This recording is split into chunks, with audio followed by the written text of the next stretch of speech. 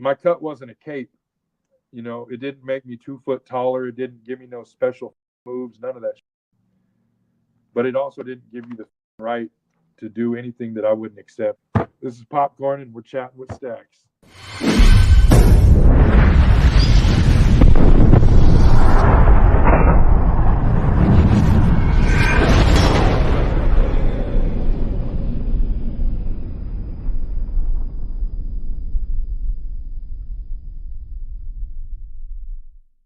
Welcome to this episode of Chattin with Staxx. I'm your host, Bill Staxx, and today I got PopKorn. You know what I'm saying? You're really riding in on the coattails with the promissory to carry on. You know what I'm saying? So if you're in debt to everybody before you when you're wearing that, People have died for that patch. Man. And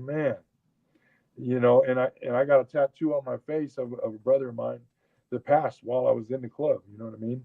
And he was taken off by opposition, murdered. You know what I'm saying? Off his bike. You know what I mean? So my son's got his first, middle, and last name. When I told you I loved you and I called you brother, I really, really, really, really, really meant it. You know what I mean? Did you guys deal with a lot of drama with the opposition? So I mean, there was times. You know what I'm saying? Obviously, you know what I mean. Mud checks that occur. My brother losing his life. I mean, you hear it, you see it. It's in the news. You know what I mean? R.I.P. all the 16s out there that put in the ultimate sacrifice. You know what I mean? It's a part of the situation that I wish didn't exist, but it does. For that, you know what I mean? I think if you're gonna put a cut on, you should take it 100% serious and deserve to be in that cut as well. That's why I take the disrespect so serious when it comes to, you know what I mean, just saying, the whole different faction. There's a lot of serious life that's went into them patches, man. You know what I mean? I don't disrespect the dead. So. Yeah, like you guys didn't go out looking for problems with other people, right? My chapter, man, no, zero put up with it. Zero, I could speak 100% in all honesty for my chapter. Zero put up with, you know what I mean? It's kind of different, man. Like I'll tell you one time, I walked into Harley dealership, I walked into the bike shop, and I was by myself in my cut, and I walk in, and there's about 4 dudes from another, polar opposite, and they instantly start, as I walk in. My cut wasn't a cape. It didn't make me 2 foot taller. It didn't give me no special moves, none of that. But it also didn't give you the right to do anything that I wouldn't accept. I could have been wearing a fucking white T-shirt, and if that would have happened, I would have handled it the exact same. Or a priest outfit, or anything, bro, a fireman outfit. Yeah, way. It had nothing to do with that shit, okay? It has everything to do with what the situation was at hand. I don't appreciate that shit, respect that shit, and we could deal with that shit. My business was at the service desk, which is straight. These guys are off to the right. I beelined right. Walked straight up to them. I extended my hand to shake their hand, and as I'm doing that, I said, "How's it going?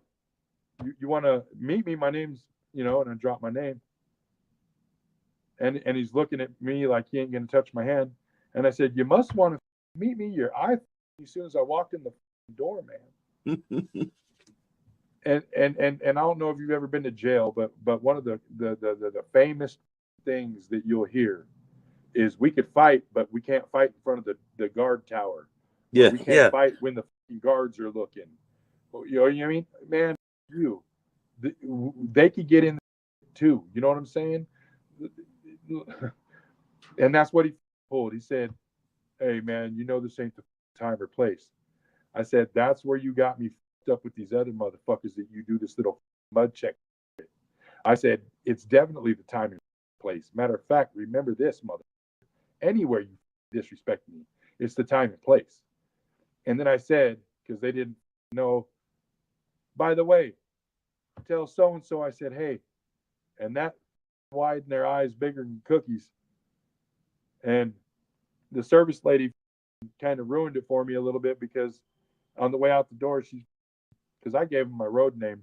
The service lady, bye, blah, blah, blah, bye, blah, blah, blah, with my real name, you know. I don't give a, you know what I'm saying? But now they had a name, you know what I'm saying? So Yeah. they're on their phone and they're like, how do you know him? How do you know him? I said, man, you better ask him about me before you, I'm trying to tell you, bro. He's going to say, and you made it out that way? That's cool. Hell yeah, don't.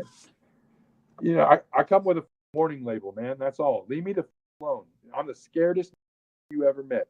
The scaredest. Remember that. You ever back a scared dog into a corner? He's biting your ass. He's biting your ass. 100%.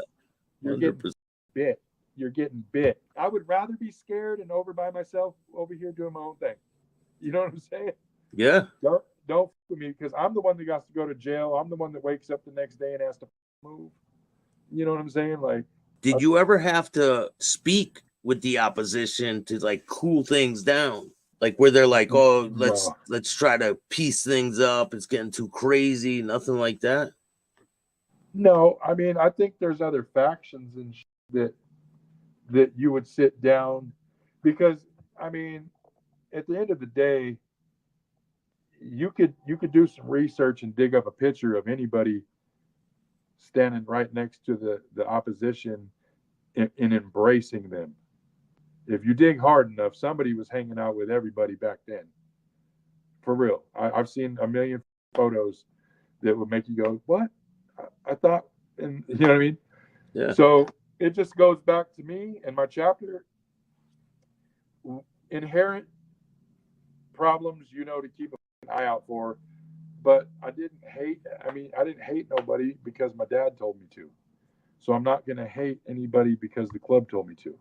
Like I said, I have family members in these other clubs, man. You know what I'm saying?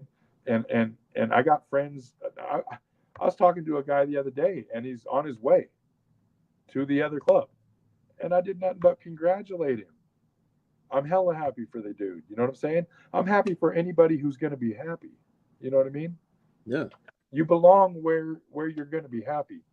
It's entertaining to fight, and it's entertaining to live on the edge of life, and it's entertaining to have elevated heart rate just by nature of the way I was raised. So the lifestyle, I fed off of it. You know what I'm saying? It didn't turn me into anything that I'm not, but it definitely was a place to bring that out. You know what I'm saying? Yeah. What about motorcycle accidents? Has there been any crazy motorcycle accidents since you've been in the club? Yeah, I broke my back and my neck.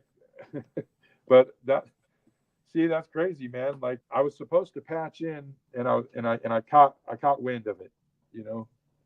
Hey man, you're gonna look better tonight, just the innuendos, you know what I'm saying?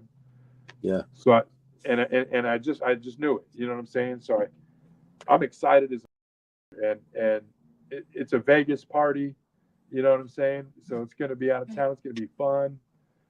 I pull into my tattoo shop to go grab some more gate money.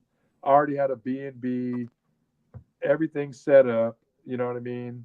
I just wanted more gate money. I pulled into my tattoo shop parking lot, and I might be getting a settlement real quick through Harley because the damn bike I was on just got recalled over the brake system. I was on the bike and hit the brakes, and the bike went sideways and high sided me into a metal pole, broke my back and my neck. So I missed my patch party. No airplane ticket, no Vegas party. How long from that point until you did get your patch? Man, guys fall off all the time. You know what I'm talking about? You could lose your spot at your patch party. You know what I mean? Like you come in throwing up all over the place, or they always say it's harder to keep than it is to get. You know what I'm saying? Like there's all kinds of ways. You know what I mean? Where guys are just end up hitting a hard U-turn. So when I wrecked my bike, I broke my back and my neck. I was bedridden for 2 months. You know what I mean? Like I was severely fucked up, you know. And a couple times, you know what I mean. A couple of the guys had stopped by, you know, and I definitely felt like I was fading from the scene, you know what I mean, because I'm MIA at this point. But the kind of guy I am caused me to do what I did.